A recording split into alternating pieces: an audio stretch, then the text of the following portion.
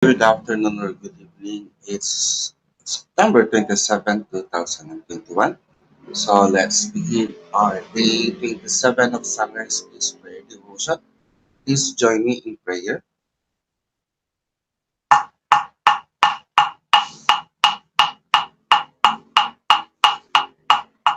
Tao po, tao po, dinggin ng panawagan ng abang kaluluwa, masaya ay sumasamo. Hanan, diwata ng umaga, munag sumala ng bukang luwayway. Pahintulutan ng sinag mo ay masilayan sa malawak na kalangitan. Panginoong may kapal, may-ari at may-yari nitong buong sansinukuban, bigyan muli ng panibagong buhay yaring nilalang na iyong nilikha. Apo Laki, diwata ng araw, bigyan kami ng sigla at ng bagong saysay, ng aming maisagawa ang katwiran, alang-alang sa iyong dakilang kapurihan. Dakilang may kapal, munag sumalahanan, may-ari at Apo Laki, bigyang liwanag ang sanlibutan, at pahintulutan ng kapayapaan ay maghari magmula ngayon at magpasa walang hanggan.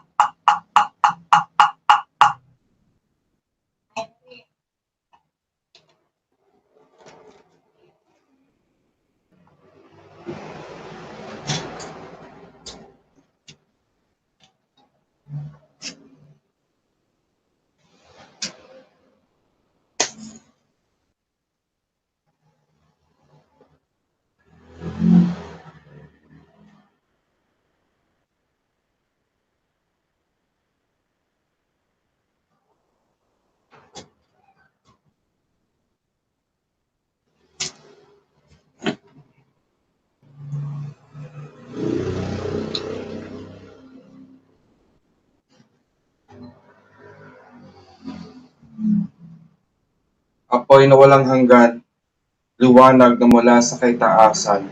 Pumasok ka sa dambana mong hirang at dito manahan magmula ngayon hanggang magpakilanman. Apoy na walang hanggan, ningning mo at kariktan, magningas sa aming buhay, magmula ngayon at magpakilanman. Apoy na walang hanggan, liwanag na mula sa kanunuan, patnubay niyo at gabay, biyaya at pagpapala mo ay aming kailangan, magmula ngayon hanggang magpakilanman.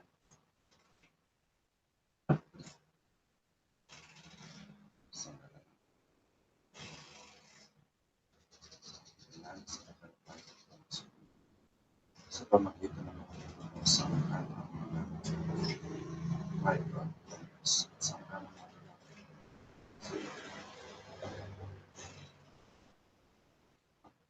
palagi.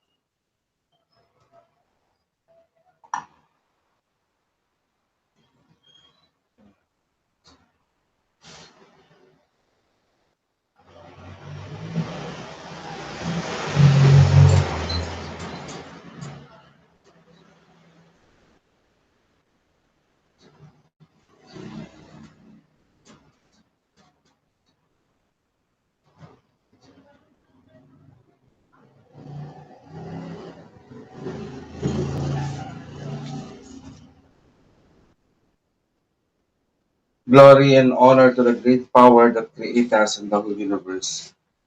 Thank you for this new day and for the new hope that we have received right now. We are offering this day to you with all of our life, thoughts, emotions, and strength. May this offering be worthy before you as you guide us this day of our life, that we may do your will. Make us an instrument of your blessings for our family and to the whole world. Make us worthy this day that we may become an image of your glory. From darkness, you make your light shine to guide us always. May your sacred light protect us from harm. Your great love will always reign into our life as we will always dwell in your love. And all of our actions, we are offering back to you for the sake of your great love for us. May your love always remain in us so that our life will always be blessed. For there is one power in the universe, and we are the perfect manifestation of that power. And for as such, we pray for peace. We pray for peace, we pray for love, and we pray for stability. We pray that all the people around the world to embrace peace. Peace that promotes justice. Justice that follows discipline and orderliness.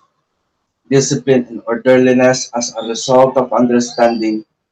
Understanding as a product of knowledge.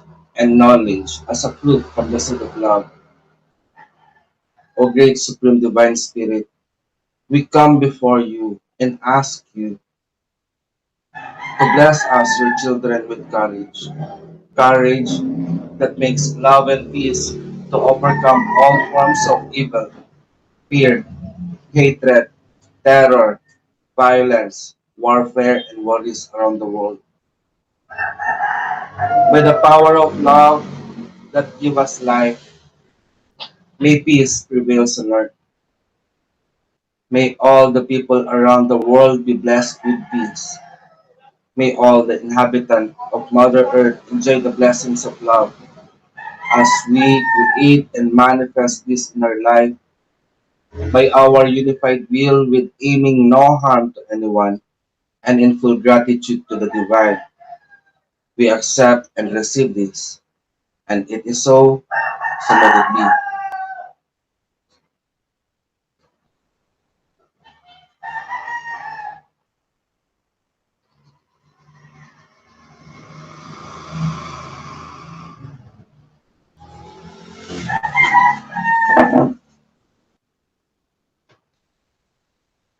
And good morning, good afternoon, or good evening to everyone. This is Apo Atman of Luntinga Gama Natural Divine Art Shine of Healing. And again, this is day 27 of our sunrise peace prayer devotion. So I'm moving up the camera because, yeah, so I'm making some adjustment. So today, yesterday, we have discussed about when you get tired, just relax.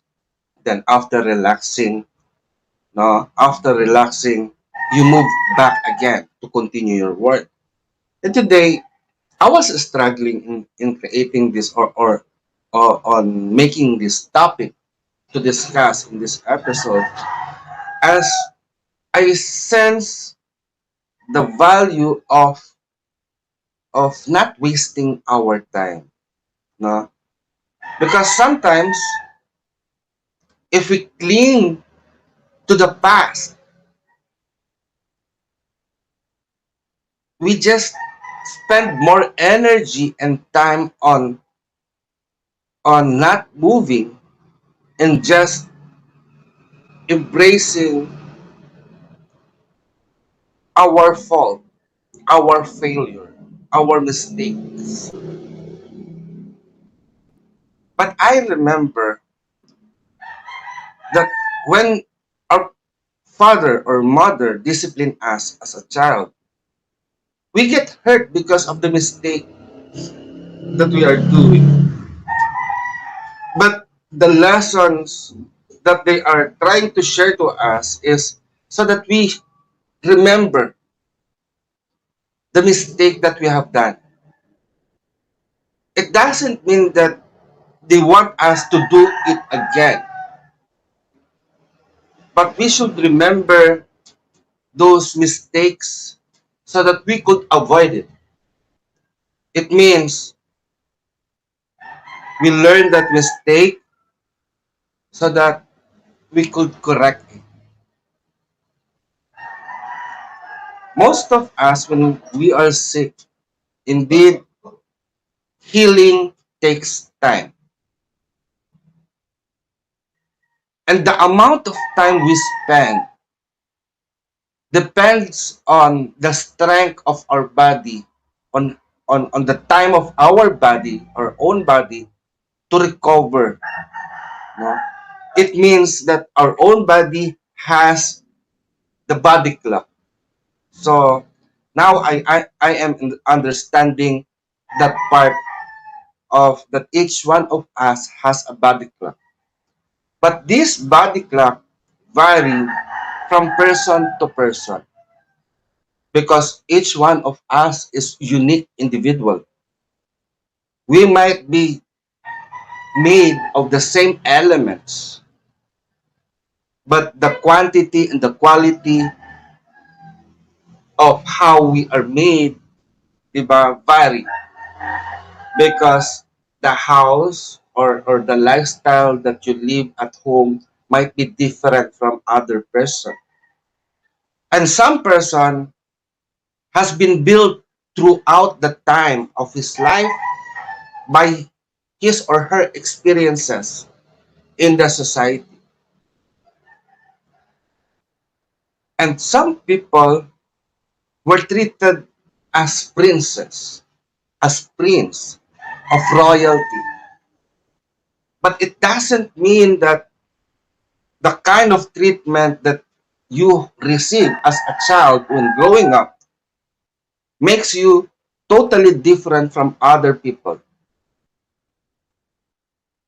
Again, the commonality that we have from one another is that we are made of the same ingredients by God. We are composed of the five elements of earth, air, fire, and water.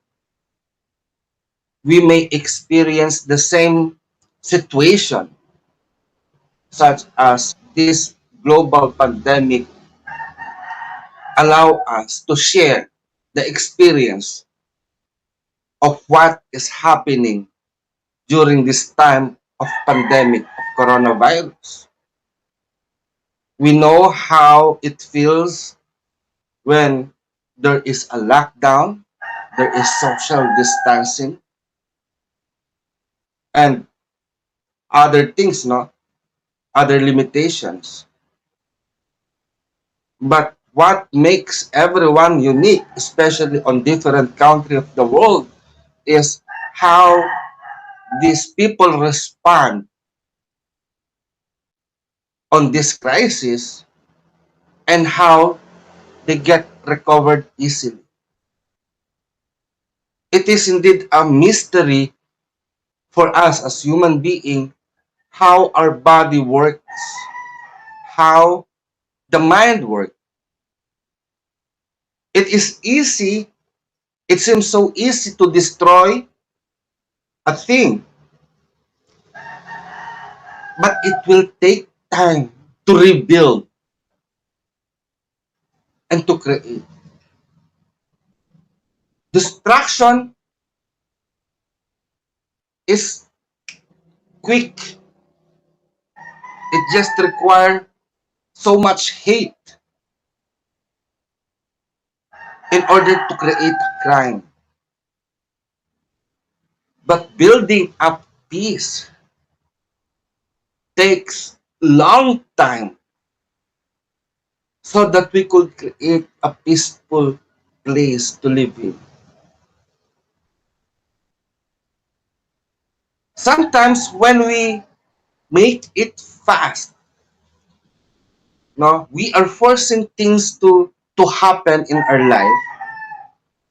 But after creating it in a fast manner, in a quick manner, it will do a relapse. such as on healing, di ba? When we make our healing or recovery, when we make it faster, our recovery rate, and after we recover, we get back to work. After a few while, we get sick again. That is a relapse. It means we force our body to fix itself in a faster manner. So we skip the natural process of waiting, such as when we try to pretend that we are okay and we are exposed to a situation that make us sick, it will give us a relapse and we'll be sick again. This situation of pandemic, COVID-19, also um, give us a danger of getting sick again because we are trying to find a solution faster and not understanding the situation better. We are grateful that people are doing their best to find a cure, but the better cure that we could have is our own safetyness, our own health. We need to boost our immunity, the life force within us, and acknowledge the limitation of our body. This this day before we rise up on bed, I saw my mother on how she died. And I see that even though she wanted to live more, but in my dream that she get tired and her body and all the system of her body get tired. That's why probably she might be thinking that she is resting, but all of her parts surrendered and want to rest permanent. It means that the existence of her body reached its limit. And sometimes time will come, it will happen to you, it will happen to me, it will happen to all of us. Naturally, that will come. And every day we experience life. For us, we are remembering the death of our loved one. But how do we remember the life that we are living now? The reason why I want to talk about do not waste time when we are active and alive, because life is short indeed. There are so many things that we could do in this world. And the actions that we are doing can leave an impact to our future. So as much as possible, let us make ourselves healthy and strong. And when we get sick, let us allow life force to come back by preparing our body to be worthy of that life to flow in this physical form. And while you have this strength in your body, use it. Use it properly. Live the life that you want to have. Use that life to create a better world. Because when you die and come back again, what kind of world will you see at that time? So today we are creating that. We are creating to have a better world. We are creating a world according to what we wanted to have. I know that prayer, you might think it as a small thing. It might be useless to somebody or to anyone who are watching this right now. But I know that through prayer, it can travel through time and space. It can travel to the past. It can travel to the present situation. And it can travel to the future. That's why today I remember the prayer request of the people in Malaysia to my brother Dino that their whole family is in quarantine because there is one family member who got COVID, the Delta variant. So I know that by God's protection and God's power, healing will come to their family. And also, I want to take this time and opportunity to pray for Dina Zulweta of Tarlac because last night I received the news that she was diagnosed with stage 4 cancer.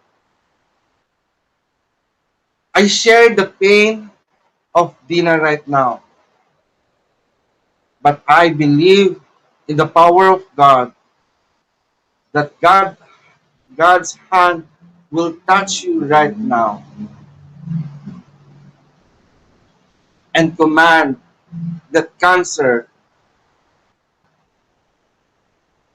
to be gone. May God's power work in your life and may your body, mind, and spirit glorify God. And as you glorify God, God will heal you. This prayer applies also to you. If you have this burden of illness on whatever part of your body that is ill, as you hear the voice and the command, I know God will heal you, whatever situation you are right now. God will give you an inspiration. God will give you the light that you need, especially at this time of darkness. So this is all for now. If you have some question, comment, suggestion, kindly give a comment below.